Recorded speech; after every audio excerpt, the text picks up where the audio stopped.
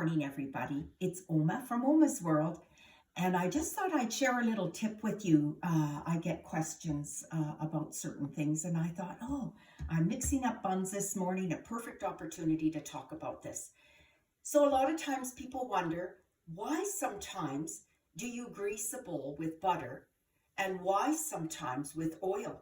Why can't you just do one or the other? Does it really matter? It does matter. So I'm choosing butter today, and the reason being is because I've mixed my dough with butter. If this dough had oil in it, then I would grease the bowl with oil before I put it in there to rest. And you know, because I'm Oma and I'm Dutch, I'm fairly frugal, I never throw anything away.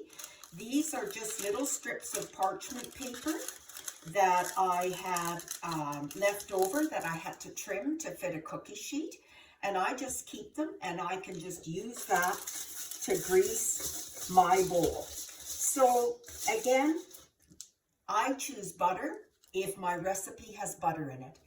I'll choose oil if my recipe has oil in it. Okay, I hope that helps you. Have a great day. Bye.